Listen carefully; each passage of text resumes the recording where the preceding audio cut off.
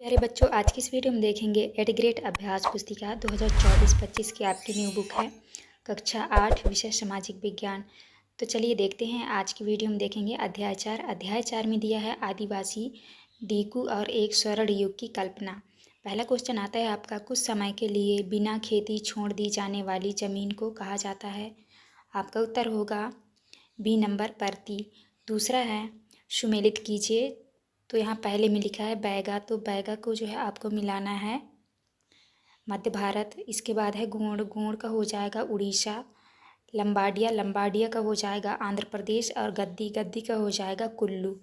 तो इस तरह आपको मिलाना है। ये सही उत्तर हो जाएगा बी नंबर। इसके बाद नेक्स्ट क्वेश्चन है, तीसरे में है सांग्स ऑफ दी मैकल पुस्तक के लेखक है। तो आपका सही उत्तर हो जाएगा ए नंबर वेरियर एलिविन शामराव हिवाले। चौथे में है झारिया और रानीगंज की कोयला खदानें स्थित हैं। आपका उत्तर होगा बिहार। इसके बाद नेक्स्ट क्वेश्चन आता है, पाँचवें में है संथाल विद्रोह डैश डैश सन में हुआ था। आपका उत्तर हो जाएगा बी नंबर 1855 ईस्वी में। इसके बाद आते हैं आपके रिक्त स्थान वाले प्रश्न। तो यहाँ पे जैसे ए नंबर में आपको भरना है झूम खेती, बी में भरना है आपको महुआ, सी में भरना है आपको घुमंतु और डी में भरना है आपको बैगा और गोंड। इसको आप गोंड कर लीजिएगा। और ई में भरना है आपको ग्रम संगमा। इसके बाद नेक्स्ट आता है आपका सातवें में है घुमंतु किसान मुख्य रूप से कहाँ रहते थे। आपको उत्तर में लिखना है घुमंतु किसान मुख्य रूप से पूर्वोत्तर और मध्य भारत की पर्वतीय व जंगली पट्टियों में ही रहते थे। आठवें में है आदिवासी समूह अपना जीवन यापन किस प्रकार करते थे। आपको उत्तर में लिखना है आदिवासी समूह अपना जीवन यापन झूम खेती, शिकार व उत्पादों की इकट्ठा करके एक कुछ जानवरों जैसे गाय, भैंस, बकरियां पाल कर करते थे। इसके बाद नेक्स्ट आता है आपका नौवें में है वर्ली विद्रोह कब और कहाँ हुआ था। आपको उत्तर में लिखना है वर्ली विद्रोह सन 1940 में महाराष्ट्र में हुआ था। 10 में है झूम खेती की विशेषताएं लिखिए। तो आपका पहला विशेषता है झूम खेती जंगलों के छोटे भूखंडों पर की जाती थी। दूसरा है झूम खेती में जब फसल पक जाती है तो उसे काट कर दूसरी जगह खेती की जाती है। तीसरे में झूम खेती में घास फूस को जलाकर राख में फसलों के बीज को बिखेर कर बो दिया जाता है। इस तरह करना है। इसके बाद नेक्स्ट आता है आपका 11 में है आदिवासी महाजनों और व्यापारियों को अपनी मुसीबतों का जिम्मेदार क्यों मानते थे। तो आपको उत्तर में लिखना है आदिवासी महाजनों को ज़्यादा ब्याज दरों पर कर्ज देने के कारण व व्यापारियों के द्वारा भारी कीमतों पर चीज़ें बेचने के कारण उन्हें अपनी मुसीबतों का जिम्मेदार मानते थे। इसके बाद नेक्स्ट आता है आपका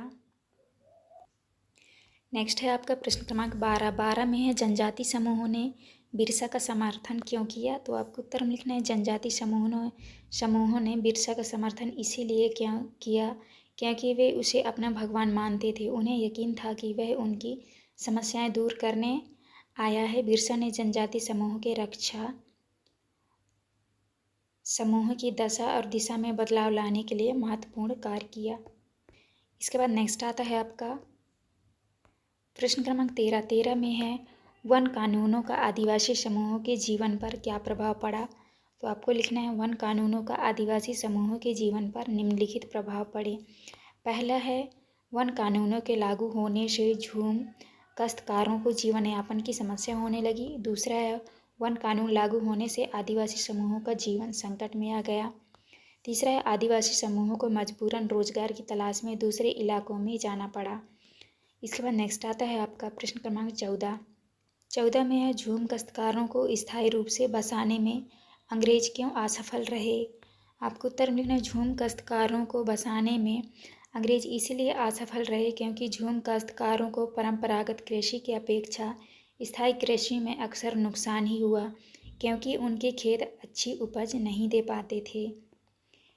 15 में है बिरसा आंदोलन से आदिवासी समाज में क्या सुधार हुए। आपको उत्तर में लिखना है बिरसा आंदोलन से आदिवासी समाज में निम्नलिखित सुधार हुए।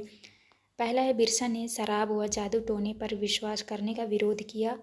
दूसरा है गांव की व अपने आसपास की सफाई पर बल दिया। तीसरा है बिरसा ने अन्याय का विरोध कर आदिवासियों को आत्मनिर्भर बनाने में सक्षम बनाया। इसके बाद आता है आपके 16 में बिरसा आंदोलन के महत्वपूर्ण परिणाम क्या हुए। आपको लिखना है पहला परिणाम है बिरसा आंदोलन ने औपनिवेशिक सरकार को ऐसे कानून लागू करने के लिए मजबूर किया जिनके जरिए दीगू लोग आदिवासियों की ज़मीन पर आसानी से कब्जा ना कर सके। दूसरा है, बिरसा आंदोलन ने यह बता दिया कि आदिवासी अन्याय का विरोध करने में सक्षम है। तीसरा है, इस आंदोलन से प्रशासनिक सुविधाओं को और भी बेहतर बनाया गया। तो आपको इस तरह करना है। इसके बाद आता है आपका प्रश्न क्रमांक 17। प्रश्न क्रमांक 17 में है, दिए गए रेखा मानचित्र में निवास क्षेत्र के आधार पर निम्नलिखित आदिवासी समुदायों को चिन्हित कीजिए। तो यहाँ पे आपको इस तरह लिख लेना है, जैसे यहाँ पे लिखा है भील, बैगा, गोंड, संथाल, मुंडा, खासी।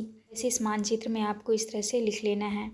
ये था आपका लास्ट क्वेश्चन। यहाँ पे हमारी वीडियो कंप्लीट होती है। वीडियो अच्छी लगी तो प्लीज़ हमारे चैनल को लाइक एंड सब्सक्राइब करिएगा। मिलते हैं अब नेक्स्ट वीडियो।